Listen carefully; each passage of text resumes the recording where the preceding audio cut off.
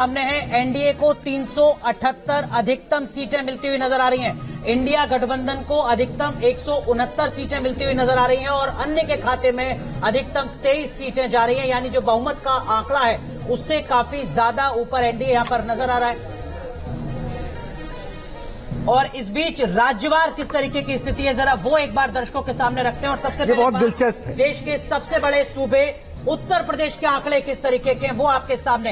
80 सीटें उत्तर प्रदेश में, कहा जाता है दिल्ली का रास्ता यूपी से गुजरता है। 67 सीटें भारतीय जनता पार्टी और उनके सहयोगी दलों को मिल रही है। समाजवादी पार्टी सिर्फ 9 सीटों पर सिमट रही है और उसकी सहयोगी कांग्रेस को सिर्फ 1 सीट। और अदर्स में बाजरा स्पष्ट कर दूं, others BSP Bahujan Samaj party का ये आंकड़ा है जिसमें 3 सीटें बीएसपी लेती हुई दिख रही है, कांग्रेस में एक। मैं एक प्रतिक्रिया राहुल जी इस पे आपसे ये लूंगा, कांग्रेस में एक, ये एक रायबरेली देख रहे हैं या अमेठी देख रहे हैं? जाहिर है ये तो रायबरेली ही होगी। हाँ, अमेठी इसमें नहीं हो सकती, मुझे नहीं लगता। अमेठी अगर होगी तो बहुत बड़ा आश्चर्य होगा ये, लेकिन ये रायबरेली है, ये हम मान के चले। संभावनाएं भी, उसके कारण भी सबको पता है। तो उसमें वो सबसे अगर पारिवारिक सीट अगर है कांग्रेस की कोई उत्तर प्रदेश में, तो अमेठी से पहले रायबरेली है। तो वहां पर अब राहुल गांधी भी वहां गए हैं, तो इसके ये भी कोई किस कारण से गए हैं ये भी हमको बहुत स्पष्ट है। और वहां उनके लिए सामने जो चुनौती है वो भी उतनी कड़ी नहीं थी। यहाँ अमेठी में जो चुनौती थी इनकी स्मृति ईरानी की, उससे बचने के लिए ही वो रायबरेली गए हैं। तो जाहिर है कि वो एक बेहतर, ज्यादा सुरक्षित सीट थी, तो मान सकते हैं कि ये लेकिन मनोज सर, अगर एनडीए को उत्तर प्रदेश में 67 सीटें मिल रही हैं तो इसका मतलब भी कि इंडिया गठबंधन की जो सारी रणनीति थी, जिसमें ये कि यादवों को कम से कम टिकट दिया जाए, मुसलमानों को कम से कम टिकट दिया जाए, वो सारी रणनीति ध्वस्त हो रही है।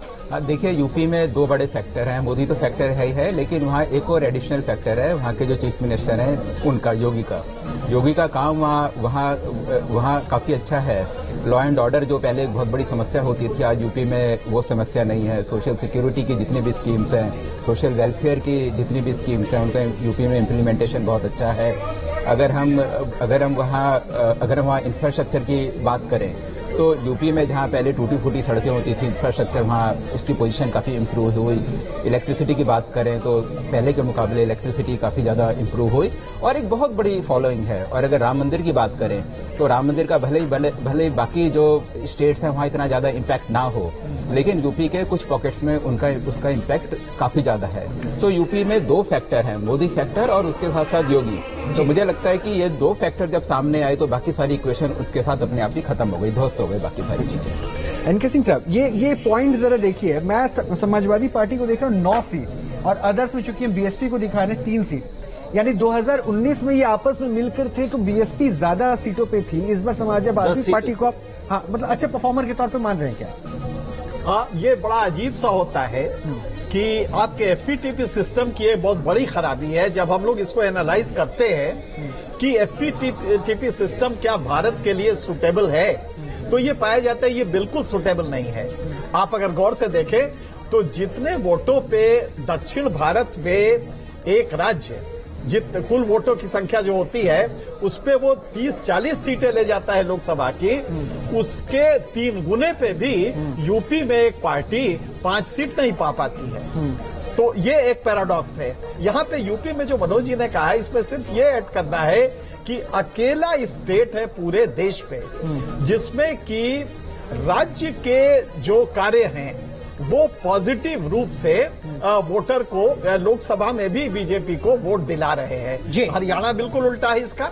आपको मालूम है कि बीच में हरियाणा में चीफ मिनिस्टर, दर्शक लगातार इंतजार कर रहे हैं कि अब अगले राज्य का नंबर कब आता है, तो राजधानी दिल्ली लेकर चलते हैं। दिल्ली में 7 लोकसभा सीटें और इस बार न्यूज नेशन के सर्वे में 7 सीटों की क्या कुछ तस्वीर है वो आपके सामने। जो तस्वीर 2014 में थी, जो तस्वीर 2019 में थी, वही तस्वीर 2024 में भी नजर आ रही है। दिल्ली की 7 लोकसभा सीटों पर भारतीय जनता पार्टी ही कमल खिलाती नजर आ रही है। यानी लखनऊ से देखी वो जो गाड़ी चली ना, दिल्ली पहुंचते पहुंचते 7 के 7 आंकड़ों में 7 के 7 सीट बीजेपी लेकर पहुंच रही है। और आम आदमी पार्टी और कांग्रेस हालांकि गठबंधन में थे इसलिए, लेकिन फिर भी हमने सेपरेट करके ग्राफिक्स में दिखाया बेशक है, लेकिन ये समझ लिए खाता नहीं खुलता दिख रहा। हमारे एग्जिट पोल में 7 के 7 सीट दिल्ली के बीजेपी लेके जा रही है। संजय निरुपम साहब, एक रिएक्शन इस पे।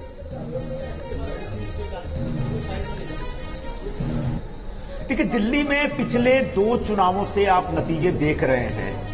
राज्य के चुनाव में संजय जी माफ कीजिएगा, मैं आऊंगा आपके पास। जरा दर्शकों को उत्तराखंड और दिखा दें। उत्तराखंड में 5 लोकसभा सीट हैं, 5 पर ही कमल खिल रहा है। इस वक्त की बड़ी खबर न्यूज नेशन के सबसे बड़े सर्वे में उत्तराखंड राज्य के आंकड़े आपके सामने। 5 लोकसभा सीट पर भारतीय जनता पार्टी जीत रही है। जी संजय जी कंप्लीट कीजिए। इसमें सभी का लेटेस्ट दे रहे हैं। देखिए, उत्तराखंड हो या दिल्ली हो, ये साफ साफ दिख रहा है कि नरेंद्र मोदी जी के नाम पे जो वोट है वो वोट कमाल कर रहा है। एक व्यक्ति पिछले 10 वर्षों से सत्ता के शिखर पे है, बावजूद इसके उनकी लोकप्रियता में कोई कमी नहीं आ रही है और उनका जो कनेक्ट है लोगों के साथ वो जबरदस्त है।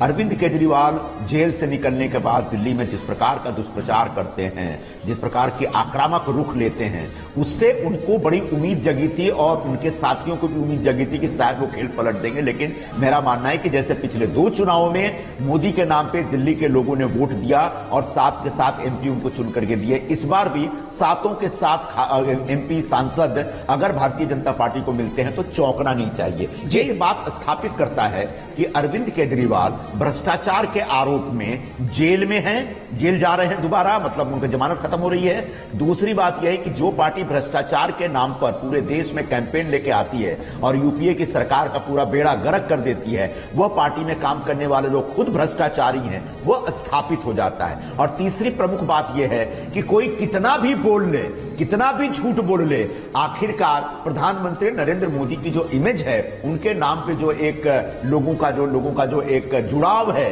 या फिर उनके नाम पे जो एक वोट है, वो वोट आज भी इंटैक्ट है, जिसका नतीजा आपको दिल्ली और उत्तराखंड में साफ-साफ दिख रहा है, जो कि आगे आने वाले दिनों में देश का अलग-अलग कांग्रेस पार्टी बीजेपी जीत रही है, कांग्रेस हार रही है। इसके पीछे क्या वजह नजर आती है आपको? क्या एक रणनीति ये भी है कि बीजेपी ने अपने जो तमाम बड़े नेता हैं उनको भी जमीन पर उतारा, जैसे अनिल बलूनी?